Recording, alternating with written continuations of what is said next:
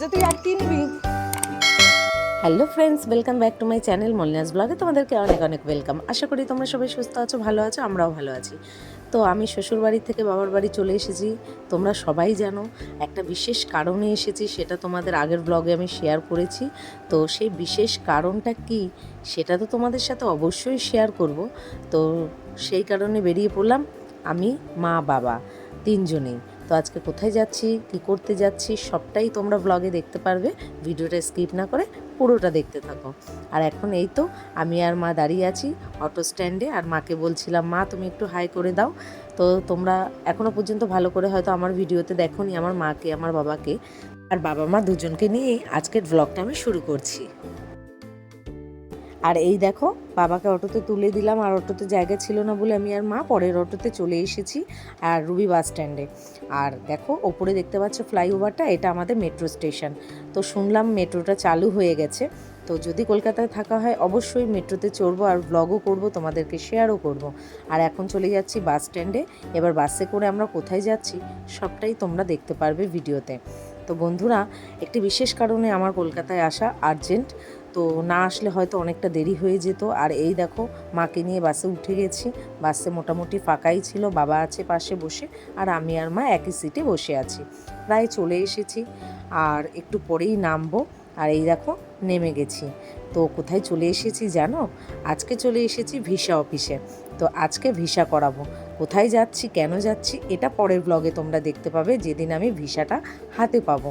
তো আজকে সব কিছু আমি তোমাদের সাথে শেয়ার করলাম না, পরের ব্লগে অবশ্যই শেয়ার করব। আর এটাই হচ্ছে বিশেষ কারণ। তো আর্জেন্ট চলে আসতে হলো। আর এখন আছি সল্টলেক সেক্টর 5-এ, তো ভিসা অফিসে। চলো ভেতরে যাই, আর ওখানকার কি প্রসেস সব কিছু তোমাদের সাথে আমি শেয়ার করব। আর বন্ধুরা, এখানে কিভাবে আসবে আমি ঠিকানাটা একবার বলে দিচ্ছি। প্রথমত হাওড়া, শিয়ালদা, রুবি, গড়িয়াহাট, বালিগঞ্জ যেখান থেকেই আসো না কেন কলেজ মোড়ের বাসে উঠবে। নিউ টাউনের বাসগুলোতে উঠে যাবে, বা বাসে জিজ্ঞাসা করে উঠবে আমি কলেজ মোড় যাব। কলেজ মোড়ে এসে যে কোনো কাউকে জিজ্ঞাসা করবে, তোমাদেরকে ভিসা অফিসটা দেখিয়ে দেবে। কোনো সমস্যা তোমাদের হবে না, একদম ইজিভাবে তোমরা আসতে পারবে। আর কি কি লাগছে সেটাও আমি বলে দিচ্ছি। আধার কার্ড লাগছে, আর পাসপোর্টের জেরক্সটা লাগছে। আর অনলাইনেও ফর্ম ফিল আপ করা যায়, তোমরা অনলাইনেও ফর্ম ফিল আপ করতে পারো। আর দুটো পাসপোর্ট সাইজের ফটো লাগছে, ব্যাকগ্রাউন্ডে কিন্তু হোয়াইট রাখতে হবে। তো এই ছোটোভাবে প্রসেসটা আমি তোমাদেরকে বলে দিলাম। এবার ভেতরে চলে এসেছি। আর এই দেখো আমি যে ফর্ম ফিল আপ করেছিলাম একবার তোমাদেরকে একটু দেখিয়ে দিলাম। তো হালকার ওপরেই একবার তোমাদেরকে আমি দেখিয়ে দিচ্ছি ভালো করে। এই দেখো। তো যাই হোক, চলো ভেতরে তো চলে এসেছি। আর ভিডিও করা কিন্তু অ্যালাউ নয় বন্ধুরা। তো আমি একটু তোমাদের সাথে শেয়ার করার জন্য অল্প করে নিয়েছি। আর আমাদের কিন্তু সব প্রসেসিং ডান।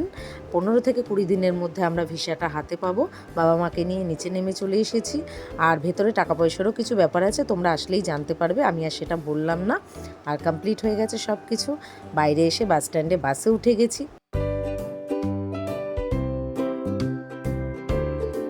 এই তো বাস থেকে নেমে পড়েছি, যাচ্ছি বাড়ির দিকে। আর ভিসা অফিস থেকে বেরিয়ে সব প্রসেসিং ডান করে দেখো আমাদেরকে এই স্লিপটা দিয়েছে। যেহেতু আমরা 3 জন অ্যাপ্লাই করেছি, তো এই স্লিপটা দিয়ে দিয়েছে। আর এই স্লিপের পেছনে লেখা আছে কি দেখো, সেটাও তোমাদেরকে আমি শেয়ার করে দিচ্ছি।